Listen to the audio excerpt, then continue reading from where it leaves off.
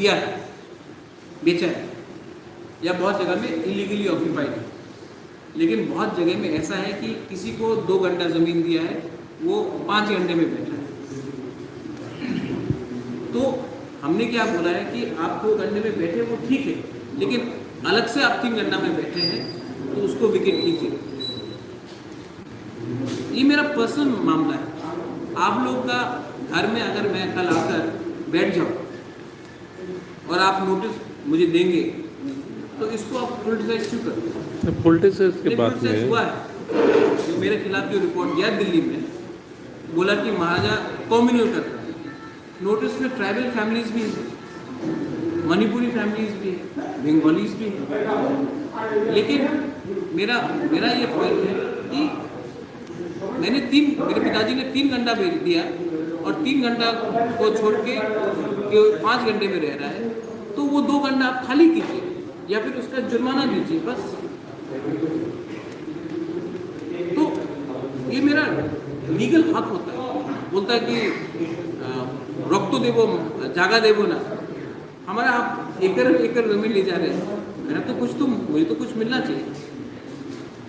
तो सर आपने कहा कि आपने जो बाई इलेक्शन हुआ इसमें पैसा दिया, लेकिन कुछ कांग्रेस लीडर ने कहा कि आप रतन दास से पूछिए कि उसके बैंक अकाउंट में बाय ड्राफ्ट मैंने 2 लाख दिया कि नहीं।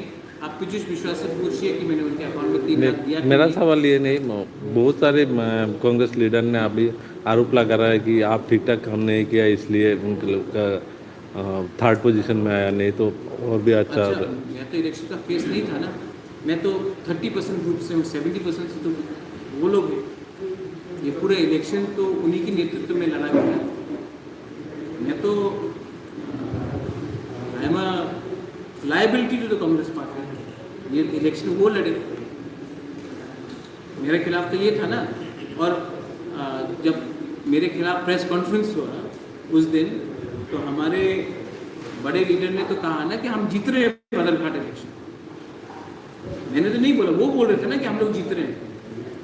तो 3rd पोजीशन में आए तो आप उनसे पूछिए कि उनका कैलकुलेशन में कहाँ गलती होगी।